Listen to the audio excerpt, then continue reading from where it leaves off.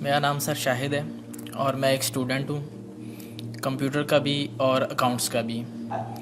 میں حال ہی میں یوں سمجھیے کہ قرآن پاک کی طرف رجوع کیا میں نے اور اس کو سمجھنے کی کوشش کر رہا ہوں، لیکن ایک عجیب سی بات یہ آ رہی ہے کہ اتنا زیادہ میٹر موجود ہے قرآن پاک کو سمجھنے کے لیے بھی کہ اس کے کوئی بنیادی اصول سمجھ میں نہیں آ رہے ہیں کہ انڈرسٹینڈنگ اس کو کیسے کرنی چاہیے، سٹیپ وائز کس طرح اس کو سمجھنا چاہیے، آیا کہ ناظرہ اس کو کرنا چاہیے، احادیث سے اس کو سمجھنا چاہیے یا کیسے؟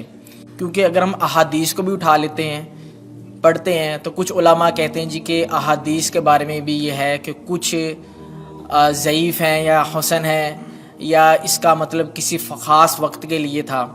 تو ایک عجیب سا مطلب کہ ذہن کے اندر ایک وہ تلاطم ہو جاتا ہے کہ آدمی کرے کیا کرے، کس طریقے سے اس کو مطلب کہ انڈرسٹینڈ کرنے کی کوشش کرے کہ وہ ایک سیدھی راہ کے اوپر آ جائے کہ اسے قرآن پاک کی بنیادی جو تعلیمات ہیں ان کے اوپر چل کے کم لیکن کامل علم کو حاصل کر سکے۔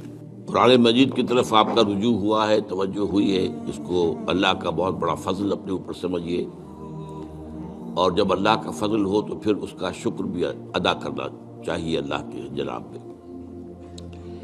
میں آپ سے ایک عجیب بات کہہ رہا ہوں، شاید آپ کو بہت وہ نئی سی لگے گی۔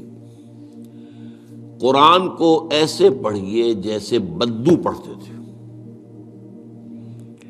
بدو نہ فلسفی تھے، نہ منطقی تھے، نہ سائنسدان تھے، نہ ابھی حدیثیں ان کے پاس تھیں، نہ ابھی فقہ مرتب ہوئی تھی۔ وہ کیا تھا؟ عربی زبان، یہ ان کی اپنی تھی۔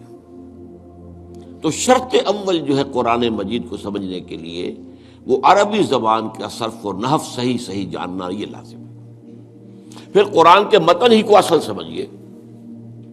البتہ یہ ہے کہ اس کو آپ سمجھیں کہ یہ پہلا مرحلہ ہے قرآن پر غور کا، قرآن پر فکر کا، قرآن پر سوچ کا۔ اس کے بعد اگلے مراحل بھی آئیں گے۔ اسی قرآن سے پھر قوانین جو ہے وہ اخذ ہونے ہیں۔ اچھا، اس میں بعض سے واقعات ایسے ہیں کہ جو تو ایک تاریخی حیثیت رکھتے ہیں، اب ان میں اس واقعے کے ضمن میں تفصیل میں کہیں کوئی اختلاف ہو گیا تو کوئی حرج واقع نہیں ہوتا۔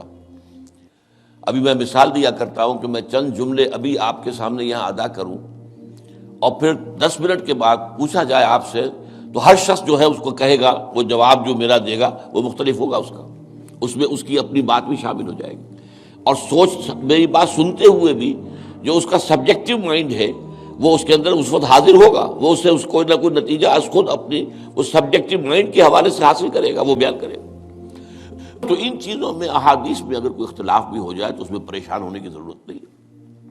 ابھی ہمارے ہاں یہ جمعے کے اجتماعات میں حدیث جبرائیل جو ام السنہ کہلاتی ہے، جیسے سورہ فاتحہ ام القرآن ہے، ایسے حدیث جبرائیل ام السنہ ہے، سنت کی جڑ اور ماں۔ اب اس کی جو روایات آئی ہیں اس میں مختلف اختلاف ہے، الفاظ کا اختلاف ہے، ایسنس ایک ہے، مفہوم ایک ہے، الفاظ میں بڑا فرق ہے، تفاصیل کا فرق ہے۔ تو اس حوالے سے اس میں گھبرانے کی ضرورت نہیں ہے۔ پھر یہ کہ فقہی معاملات کے اندر اختلافات ہو گئے، وہ بھی نیچرل ہیں۔ آپ کو معلوم ہے کہ ایک ہی مقدمہ ہوتا ہے، 8 جج بیٹھے ہوئے ہیں ایک بینچ پر، 5 کا فیصلہ ایک ہے، 3 کا ایک ہے، اور بھی تقسیم ہو سکتی ہے۔ قانون وہی، اور یہ میں بات کر رہا ہوں سپریم کورٹ کی یا ہائی کورٹ کی، وہاں پہ تو ظاہر بات ہے وہ نئے بیانات نہیں لیے جاتے، وہ جو بھی فائل ہے وہ تو بہت پہلے سے تیار ہو چکی ہے، اس کے اوپر بحث ہوتی ہے، صرف اسی سے اخذ کیا جاتا ہے، مطلب ان کا وہی رہتا ہے، اس کے اندر تبدیلی نہیں ہو سکتی، اس موقع پر کوئی نئی گواہی نہیں آتی۔ تو اس اعتبار سے ان چیزوں پہ گھبرانے کی ضرورت نہیں ہے۔ البتہ آپ آغاز جس طریقے سے کریں وہ میں نے آپ کو بتا دیا ہے، اس میں یہ کہ آپ اصل میں ان تمام جو چیزیں ہیں اضافی، ان سے ذرا صرف نظر کرتے ہوئے عارضی طور پر پہلے قرآن کو ایسے پڑھیے جیسے بدو پڑھتا تھا۔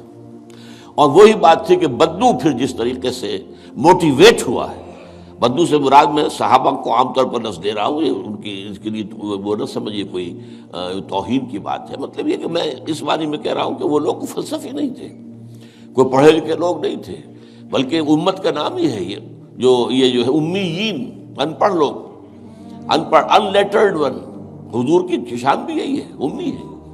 تو انہوں نے قرآن کو جس طور سے سمجھا ہے وہ ہے بہترین طریقہ قرآن کو سمجھنے کا، اور اسی سے پھر وہ صحیح موٹیویشن ہوتی ہے کہ انہوں نے تن من دھن سب لگا دیا اللہ کے دین کے لیے اور اللہ کے دین کو غالب کر دیا۔ بحثوں میں پڑھ کر اور وہ جو باریکیوں میں پڑھ کر اور بال کی کھال اتار کر اور منطقی طور پر تجزیہ کر کے اور فلاں احادیث کے تقابل کے اس میں پڑھ کر علم کا تو اضافہ ہوگا، لیکن وہ انسپریشن اور موٹیویشن جو ہے وہ اس کے اندر نہیں رہے گی۔ دین کی بات پھیلانا صدقہ جاریہ ہے۔ ثواب کی نیت سے ویڈیو کو شیئر ضرور کیجیے۔ جزاک اللہ۔